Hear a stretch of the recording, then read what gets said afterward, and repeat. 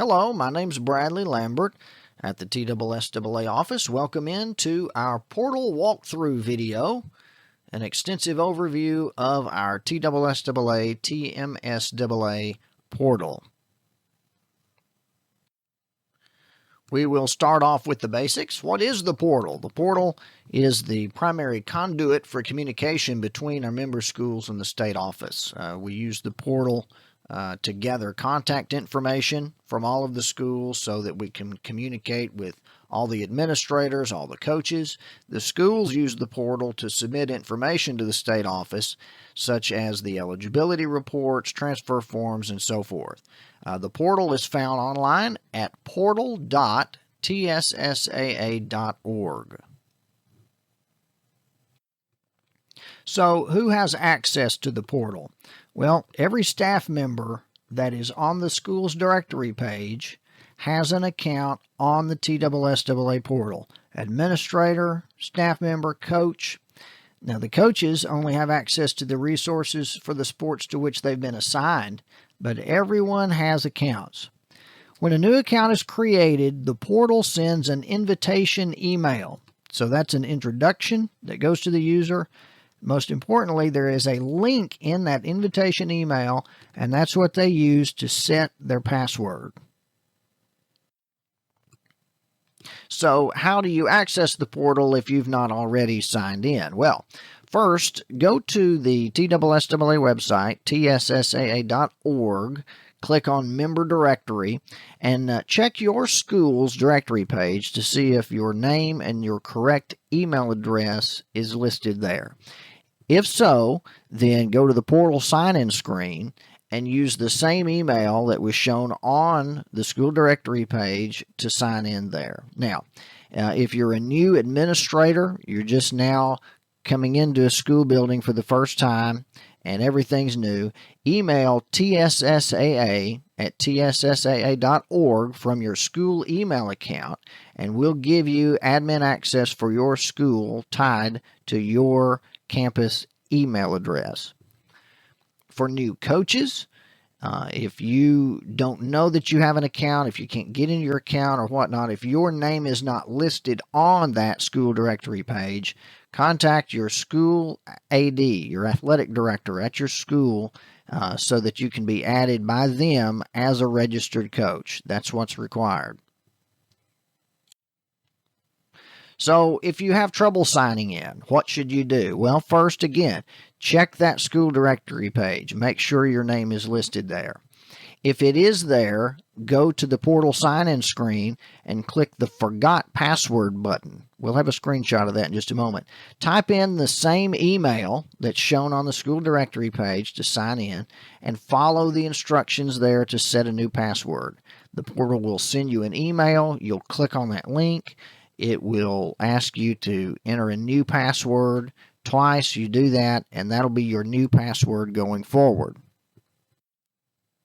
If your email address is not correct, so let's say that your name is on the school directory page, but your email address is wrong.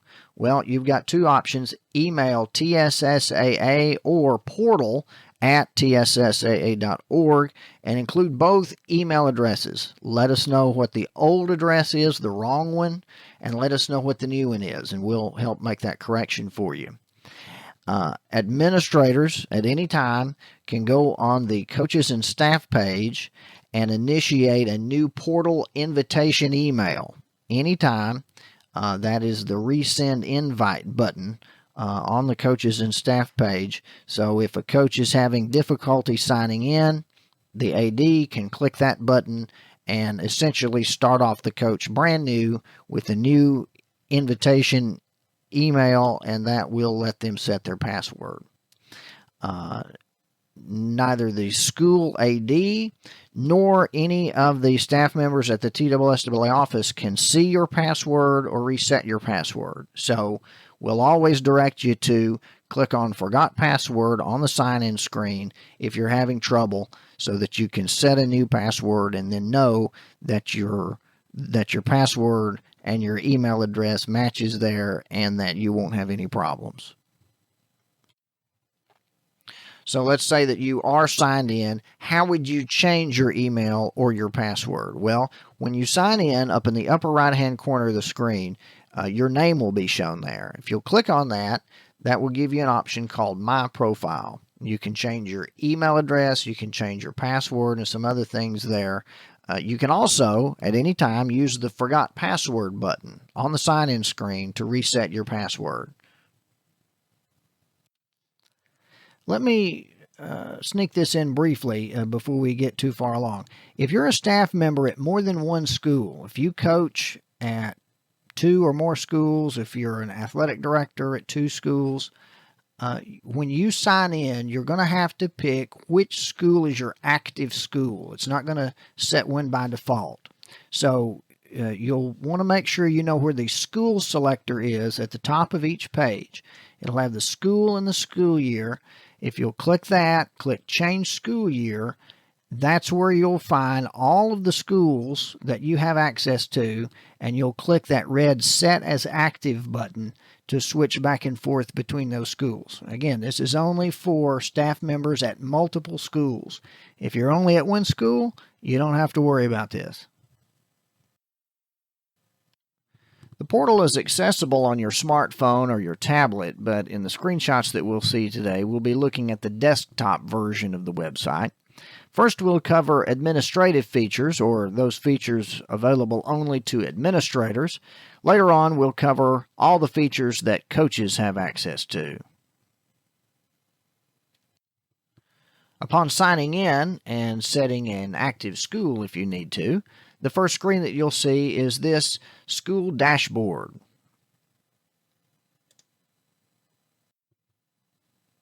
At the top, you'll always find the active school and the school year. Under the Help menu, you'll find a searchable knowledge base for common issues and answers to frequently asked questions. Your user profile is available under the User menu by clicking on your name in the upper right-hand corner. This is where you can update your password or change your email address if needed. In the middle here, you'll see notifications about current transfer cases and financial status. All 4 of these boxes here are clickable. Sports with rules credit will have green check boxes on the real-time sport checklist. Red squares mean credit is still needed. Sports without head coaches assigned or lacking an eligibility report or schedules will also have red squares. Empty boxes mean that that category isn't required or available for that sport. For example, eligibility and schedules are not required for cheer. There are also no rules meetings for cross country, so those will be neither green nor red. Next, we'll start at the top of the main menu and work our way down. The first option is School. Under School, there are a handful of options here shown. School Directory, Active Sports, Coaches and Staff, Bulletin Board, and Education Report. When you click on the first option, Directory Information, that will take you to the School Directory profile. And this screen contains the basic details about your school. Now, the name of the school, mascot, school colors, so on and so forth. It's important that this be kept up to date because this also has your mailing address, shipping address, phone numbers, and so forth that are shown to the general public. Annually, you have to confirm that this information is correct. Next up is the Active Sports screen. This is where each school tells the state office and the other schools which sports are being offered by the school this year. The sports are initially activated when the membership statement is completed. But you can always come back here at any time, enable or disable other sports here on the Active Sports page. If you intend to offer a sport, but find out closer to the start of the season that no students will be participating in that sport, then come here to this page and disable that sport. That will prevent you from getting any further emails about the sport and so forth. The bulletin board is a popular part of the TSSAA website. School administrators can add posts to the bulletin board by clicking on the New Post button, again here on the bulletin board page under the School menu. Coaches cannot make posts on their own. They must come from a school administrator, principal, or AD. And aside from seeing all the previous posts, an AD can also take down or hide a post prior to it expiring by clicking the Disable button on the active post. Another option under the School menu is the Education Report. This screen lists all the rules credit earned by the school for the last 3 school years, with details on the meeting attended, the date the credit was applied, and so forth.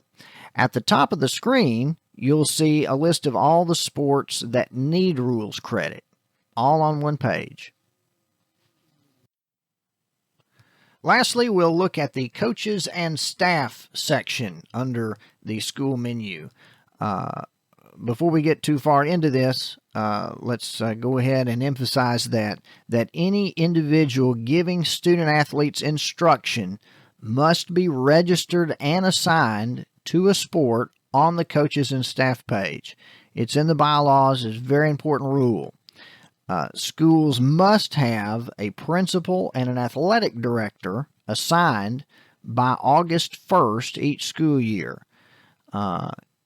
If they're not, then portal access is interrupted for all of the school's users until that requirement is met. We'll get into this in just a moment, but schools are encouraged to list auxiliary personnel, such as athletic secretaries, bookkeeping clerks, athletic trainers, sports information directors, and all those folks under school administration, and we'll show you how to do that in a moment. When you first click on Coaches and Staff, the first thing you'll see is the default tab, Teams. This shows every sport team that you have at your school for that school year, plus a section at the top titled School Administration. So this is all your active sports for the current school year. Staff members' information submitted by the school remain in the system until they're removed. So you only need to enter a person's information one time. To see all the staff members, click on the All Staff tab. We'll look at that more in a moment. At the beginning of each school year, this page will be mostly blank.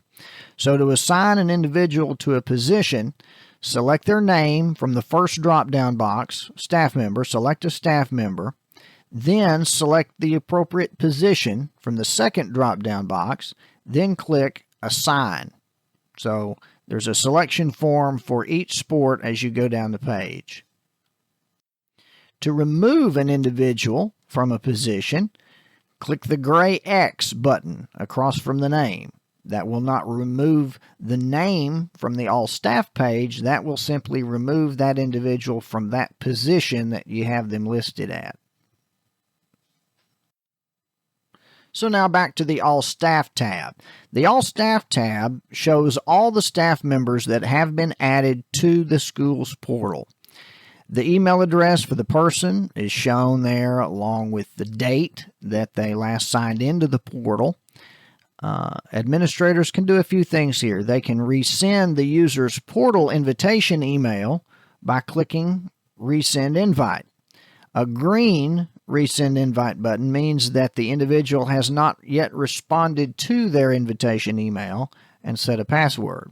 But that can be done at any time, and that will allow that coach or that staff member to set their password and start off again just like new. To remove a person from this list, click the X button across from the person's name. Now, be on the lookout here. Here's an example of an email address that appears in red. Now, they're shown in red to indicate that the TSSAA email server wasn't able to deliver email to that address. Okay. Could be misspelled, could be just plain wrong, could be closed, could be any number of different things.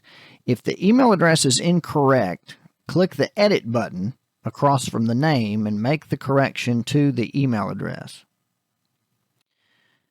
You can also update information such as the NFHS course completion date for non-faculty coaches by, again, clicking the edit button across from the coach's name.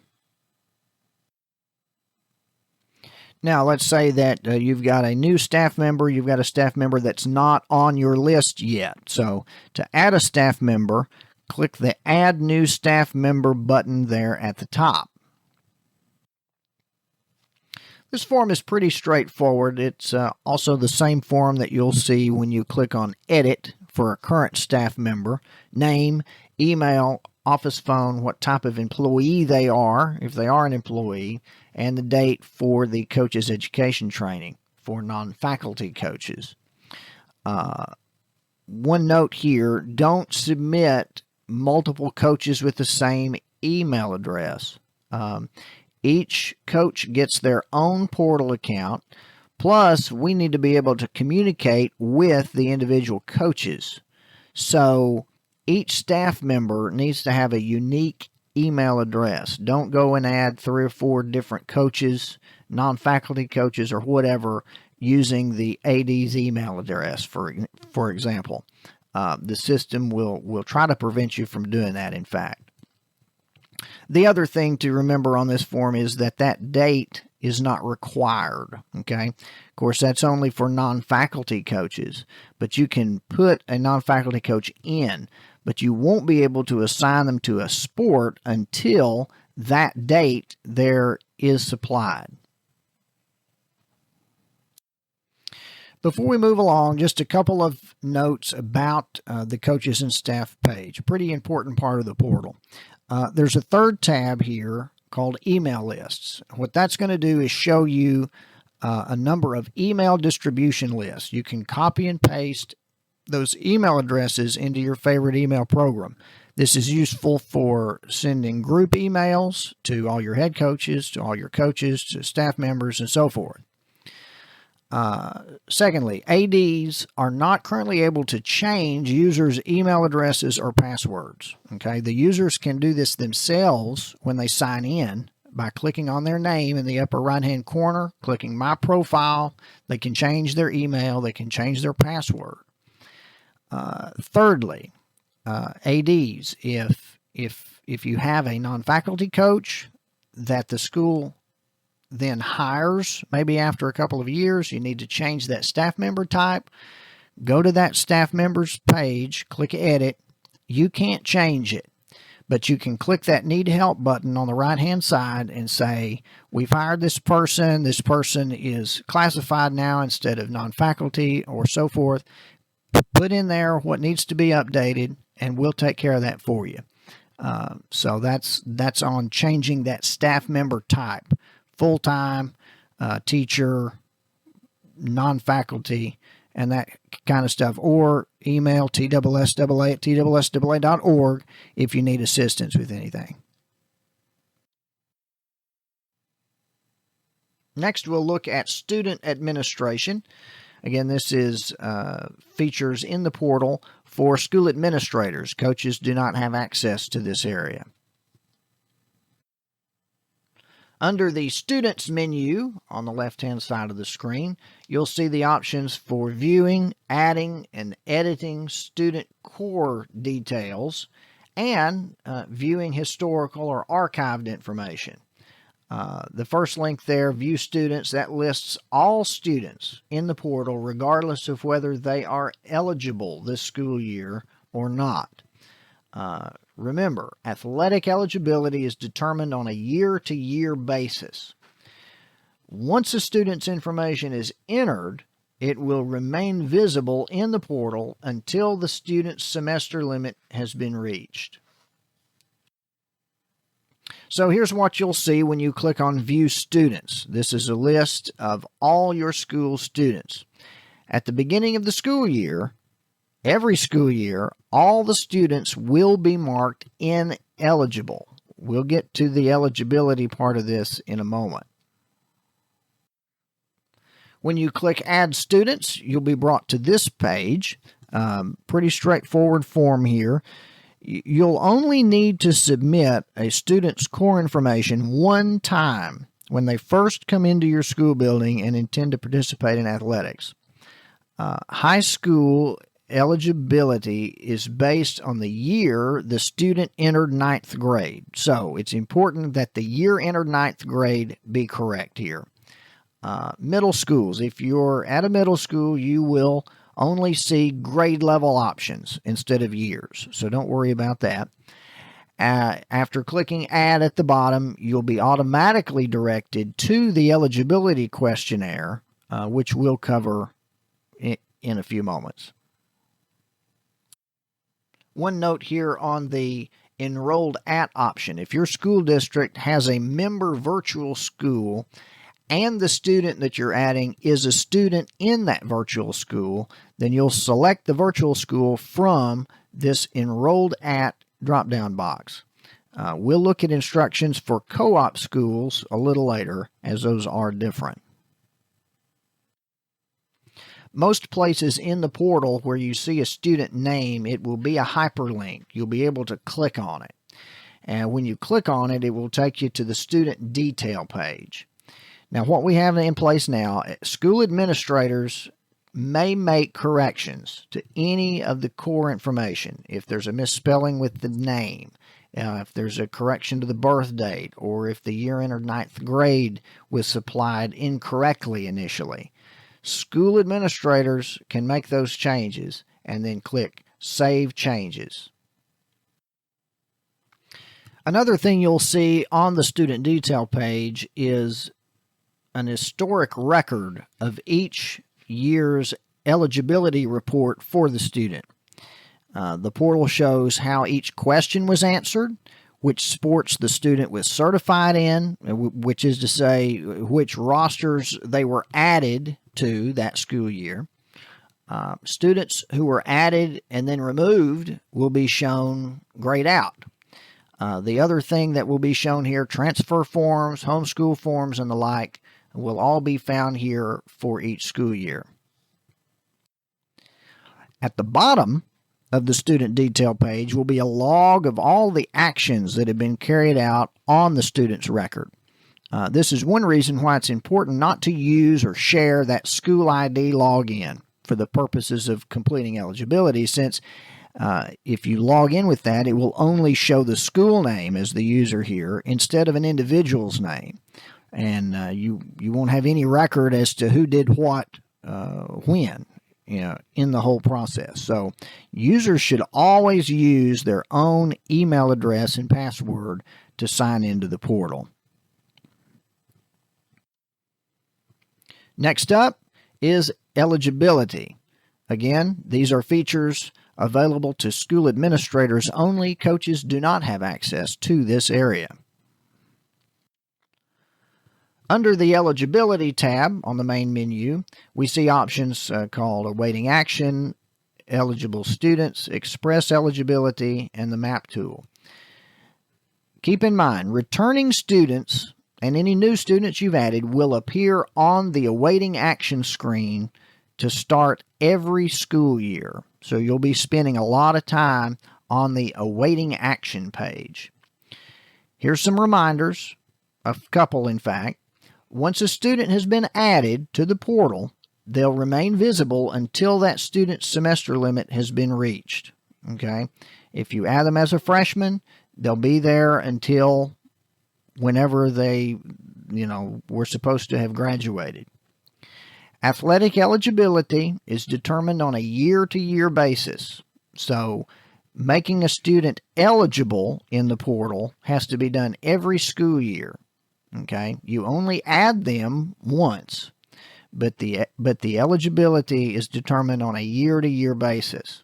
Now, we make it easy with the Express Eligibility option. That's for returning students that meet all the requirements. We'll look at all of this here in detail. So first, the Awaiting Action page. This page looks an awful lot like the View Students page, but there are some additional options here. Returning students not yet declared eligible for the new school year will be shown in this list with the Answer Questions button. There's an example of what that looks like. Students that have had the questionnaire completed for them but still need an additional form will be shown with a link to that required form.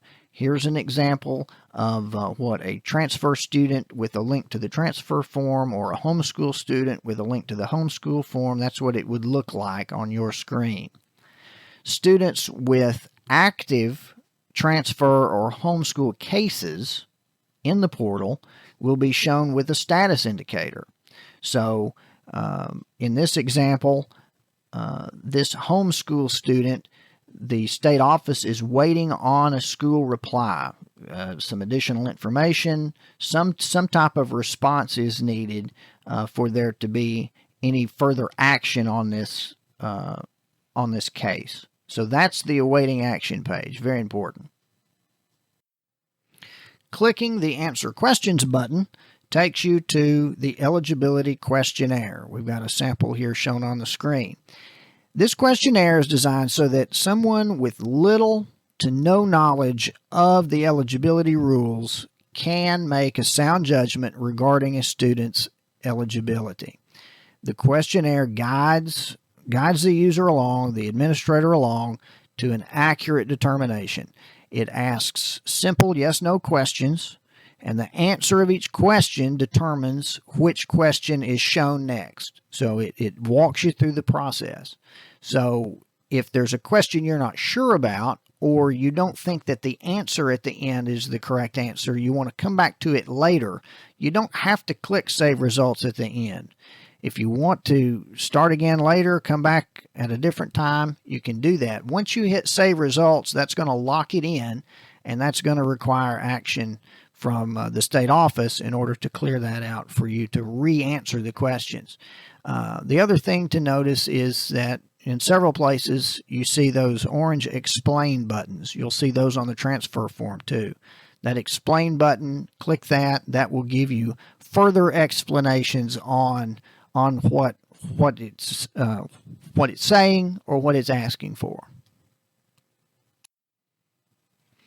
If one is required, then the questionnaire will direct you immediately to a transfer form or to a homeschool form. Regardless, you'll want to click Save Results or click Continue to submit the questionnaire and proceed further. Of course, you can always go back to the Awaiting Action page and find a link to the transfer form or to the homeschool form if you need to come back at a later time and do that. You don't have to complete it immediately, okay? So click Save, and that will move you along to the next step.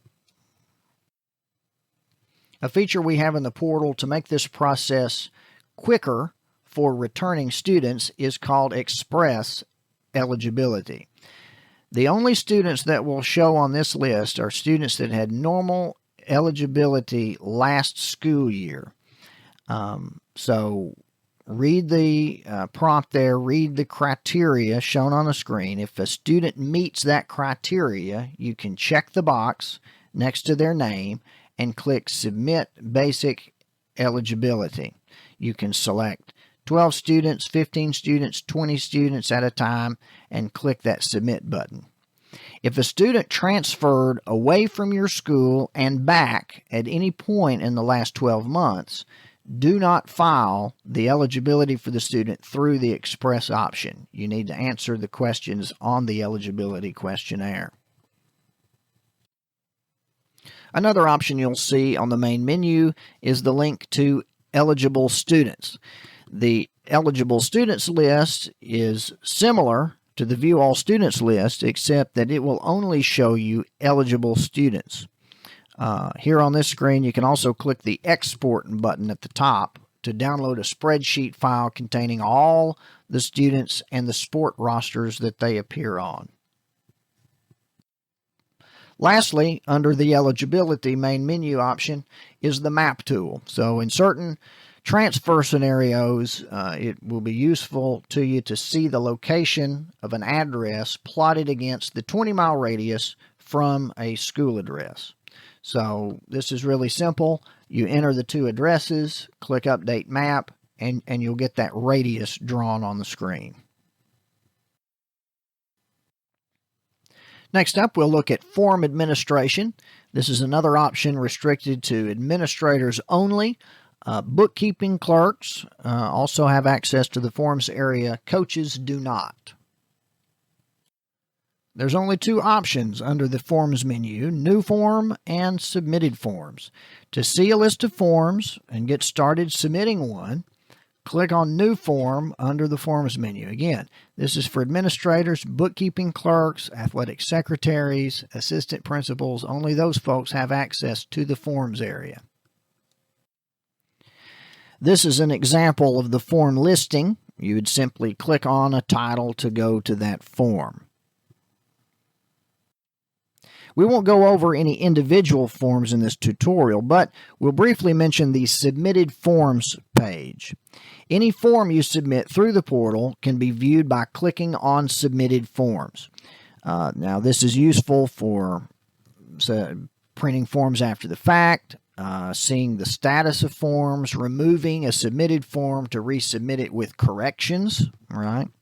So you would simply just click on the form title to open the detail page for that form. Two things we'll point out on these submitted forms. If the form has not yet been marked as received or accepted by the state office, you can click on the delete button at the top to remove the form so that you can submit a corrected version. If that delete button isn't there, if it does not appear, click the Need Help button on the right-hand side and request its removal. Each form also includes a log at the bottom, a history log showing when it was submitted, who submitted it, and some other information. For example, your school's membership statement form includes the packet tracking information when it's shipped that you can click on and see that information. All this can be found under Submitted Forms. Our next section, very quickly, is financial administration. School administrators, bookkeeping clerks have access to the accounting area of the portal. Coaches do not. There's really only one screen under accounting, and that is for the statement or the financial overview. This section records charges, payments made between each school and the state office. You can always print an up-to-date invoice by clicking on Print Payment Invoice. Payment receipts can be printed by clicking on the View Print Receipt button. That's on each payment. Additionally, when you're printing invoices, you can use the check boxes on the left-hand side to choose what items get included on the invoice. This is useful if you need to split items onto separate invoices. That lets you do that. We'll now focus on the portal functions that coaches have access to. As we go forward, keep in mind that coaches only have access to functions for the sports that they're assigned to. For example, baseball coaches only have access to baseball rosters and baseball schedules. Administrators, on the other hand, have access to all functions for all sports. There are several options under sports, the main one being rosters and schedules. Clicking rosters and schedules shows the sports overview with links to edit the roster, roster details, and schedule for each sport. In this example, we're viewing this page as a girls basketball coach, so we only have access to girls basketball. If your school co-ops with another school in a sport, you'll only see the roster button for that sport. It's important that you do complete the eligibility if you're co-oping, because for the other school to see your student on their roster page, you've got to add them to your school sport roster. Here's an example of what you would see if you clicked on the roster button for one of these sports. For the rosters, every student that plays or even practices should be placed on the roster.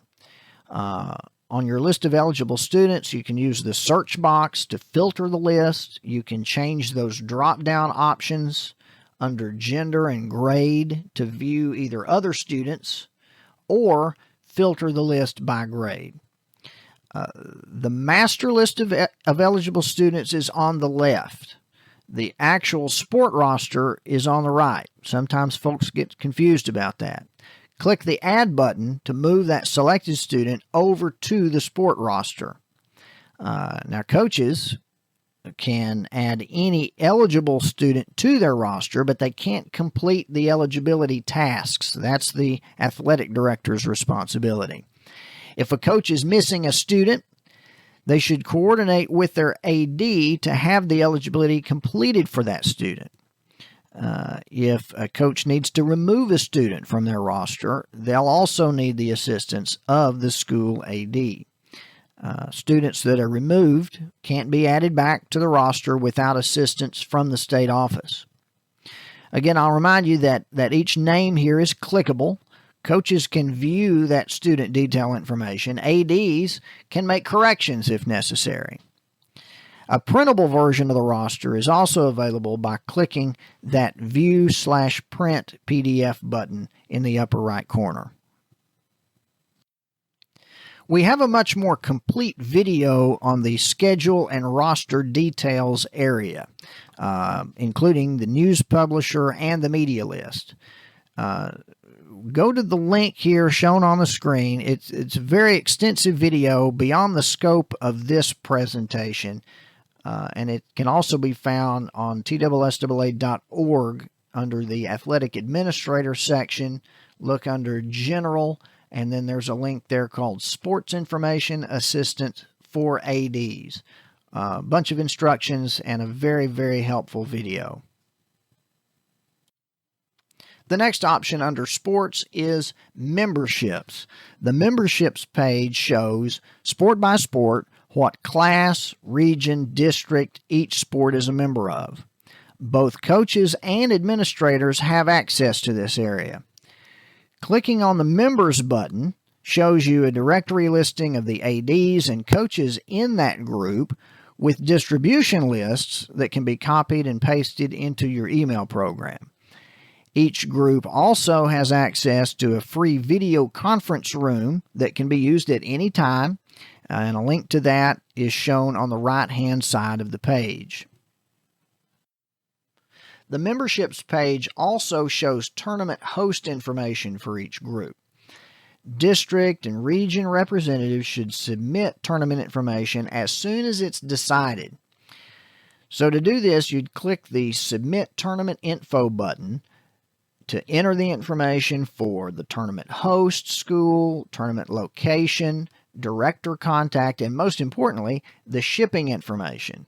This information is used to ship the trophies, so it needs to be correct and submitted in a timely manner. It's also important if you're not going to have a tournament for your district. There's an option here for no tournament. So even if you do say no tournament, this still needs to be submitted. The submitted information is displayed not only on this memberships page, but also for the public on the postseason directors link in the athletic administrators area of TSSAA.org. Lastly, we'll look at several portal features that are generally available to all administrators and coaches. The Education tab on the main menu lists 3 options. The first being Rules Meetings, and that displays a calendar listing of all in-person rules meetings for the current school year. The second option, Online Meetings, which links to online rules meetings and shows a log of the current user's rules meeting credit. And then the Voucher Entry option, which is a form for submitting voucher numbers obtained at in-person meetings. Clicking on Online Meetings takes you to a list of all the available online rules clinics. Now remember, coaches can only access the meetings for the sports that they're assigned to. In this example here, I, as the soccer head coach, can access the soccer rules meetings. And that's witnessed there by the Begin button. Online rules meetings cannot be accessed through the master school account. If you sign in with the school ID, none of the rules meetings will be available. Only by signing in with your email address can you get to the rules meetings. Athletic directors can access and receive credit for all online rules meetings and in-person rules meetings as well. There where it says not assigned next to the other sports, that means that I have not been assigned to that sport on the coaches and staff page. So if you're trying to access a rules meeting and it says not assigned, the AD must assign you to that sport on the coaches and staff page for you to have access. Below this is under completion history is a log of the meeting credit for the current user. So that lists the location, activity. If there was an in-person meeting there, that would show the voucher number. Remember, there are no voucher numbers for online completions. The credit is applied automatically. The voucher numbers are only for in-person meetings. Those cards that you get at the in-person meetings, you'll click on Voucher Entry, and that will be the box here where you type in that voucher number and select the meeting. Select the appropriate meeting, then click Submit Voucher to record your attendance at the meeting. Vouchers can only be used or submitted one time. After that, that voucher is no longer usable. The last menu option that we'll look at is Resources, and here you'll find information on sport rules books, health and safety policies, and the video library. Clicking on Sport Rules Books takes you to a screen that's different depending on the type of user that you are.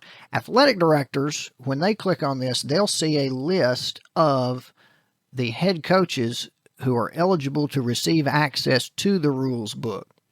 Coaches will see what we're looking at here on this screen, which is instructions on how to download the app, how to set the app up, and the button, which I've rolled the mouse over here, Request Rules Book.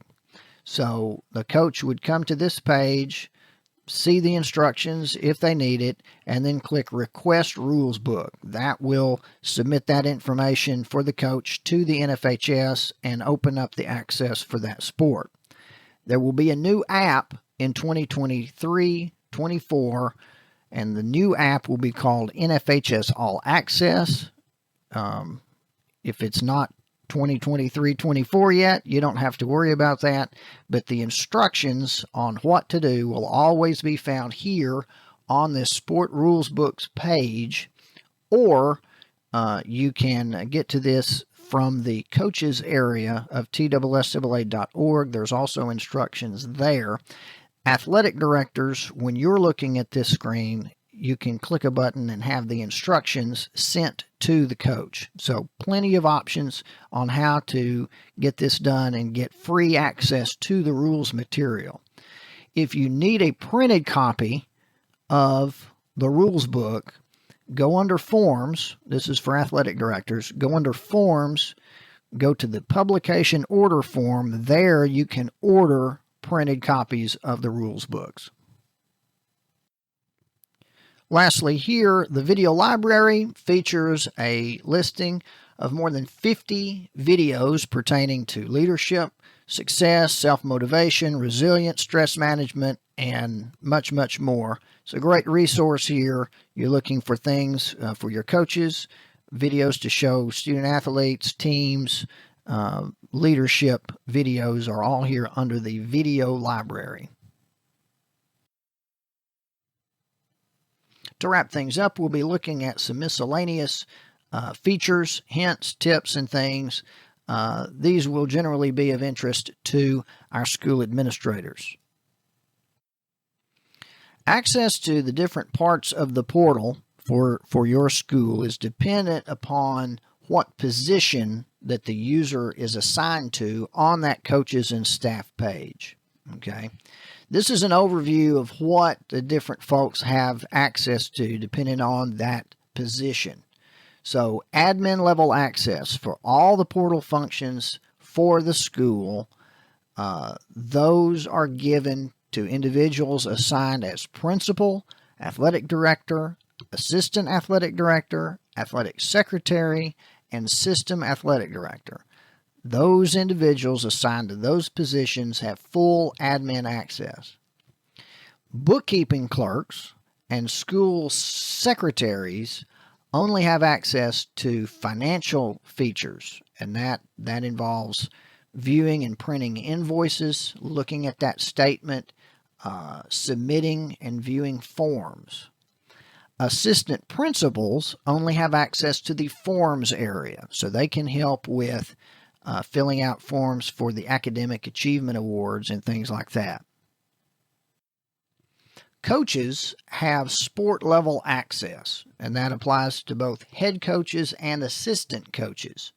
So coaches can edit schedules, and they can add eligible students to the roster for their sports only. They can't enter student core information.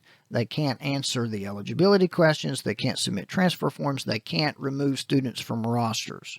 So coaches have limited access to those sports to which they are assigned.